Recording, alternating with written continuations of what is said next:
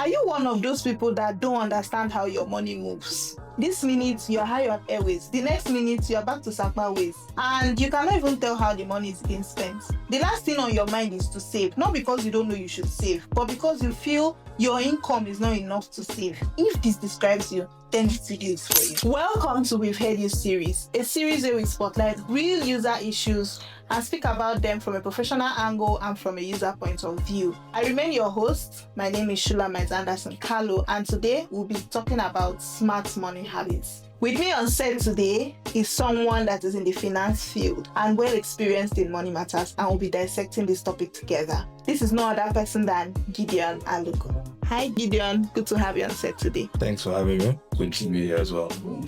So, quick question. Do you spend before you save, or you save before you spend? I save before I spend because it's part of me at this point. I always try to make sure I save before I spend. Once money comes in, straight to savings account. So we took the same question to the streets and we asked people. That is what we'll be analyzing today. Before we go on, let's listen to what they had to say when we asked the same question. I would say I spend before I save because now their life they save. So yeah, I'll definitely eat first, then before I save. Enjoy my money. So then the one that is now remaining, I will now save it. Yes, I first of all spend before I now save. Yes. I spend before I save because if I don't spend, I won't be able to save. Reason being that I do business. The first, I remove my savings. After savings, then every other thing can go. Then whatever is remaining, we wait for the next income. I go first clear my needs first because savings for the living. The saving will save you, but savings for the living. When you're owing someone and you want to now save when you're owing someone, is this saving right? You're not saving right now because there's no how. You have debts to clear. So you clear your debt first before you save. So most of people in the video say they spend before they save. What do you think?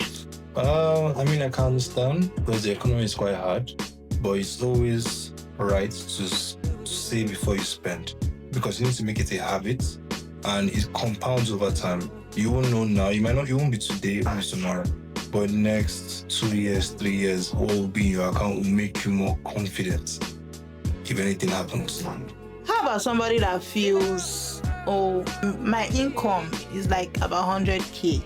That is why I'm not able to save.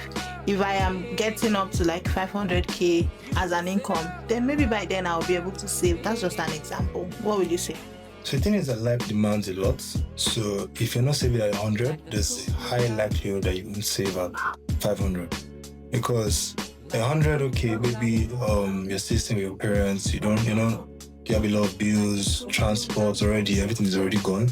At 500, you have your own apartment, maybe you have a partner, maybe something else. You're trying to get a car, so you will not have time to save regardless. So it just seems to make it a habit. Okay, I'm going to put in, if it doesn't have to be something groundbreaking. Okay. It can be something like, if it's 100k, it can be like a 10k, even if it's 5k, just start with something that can save a small percentage. It's not today, it's not tomorrow, but in the next 3 to 5 years, you'll be proud that you took that step. For some reason, I feel like encouraged. I feel like encouraging me to save anyways.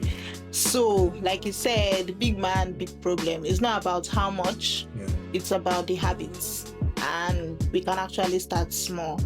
So let's talk about you as a person. As someone who is known for good money management, tell us about yourself. What goals did you smash in 2025? I had a particular saving goal I had. I was able to achieve that. I'm not saying that here. Following that, I also tried to take some courses here and there, which is where the saving comes into play. I took some courses, some financial courses, some about psychology, some on habits, things just to improve myself from where I am currently to someone like a better person. Let's just sit there.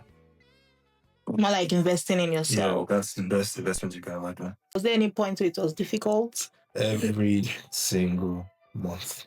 Every single month. There were always bills to pay, always. There was always something that always came up. So I really am proud of myself for achieving that particular milestone. So savings as a habit is not easy. No, it can never be. Okay. Thanks for being honest. If somebody wanted to start saving, Yeah. what will you say is the easiest way to start? So the thing is, the moment money hits your account, be it a salary, be it money from customers, for people that own businesses, it might be a bit different because you need money to run the business, so it may be a bit different. But if it's money from like a salary, I will speak there. It's you can just put a small amount down. It can be 5%, it can be 10%, it can be 20%, depending on what you earn, what your lifestyle costs. And if your lifestyle costs too much to the point you can't save, you need to cut down your lifestyle. My lifestyle at 100k, my lifestyle at 90k, there's really not much of a difference.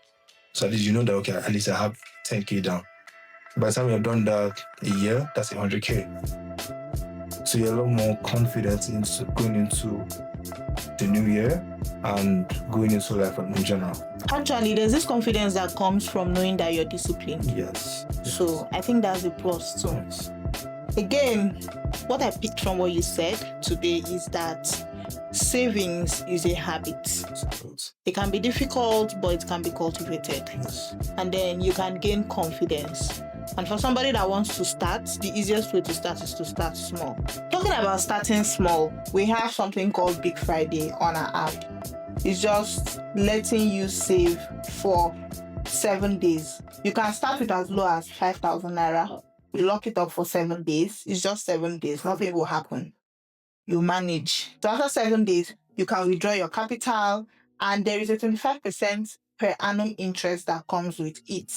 After the 7 days, you can actually withdraw both your capital and this interest too. I've heard of the Big Friday, and I think it's actually a very good incentive because it's apart from saving, you get rewarded for saving. So it's actually a very good program. I'm personally using it as well.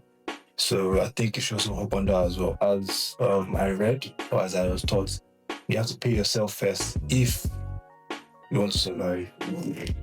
That's the point. So, if you are watching this episode, what we've taken out is save.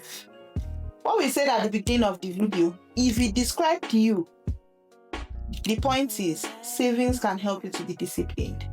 And at least if you cannot account for anything about your money, you'll be able to be comforted that you're able to save something at the end of the day. So save, because nobody's coming to save you. If you enjoyed this episode, like this video. And if you have any questions, drop it on the comment section.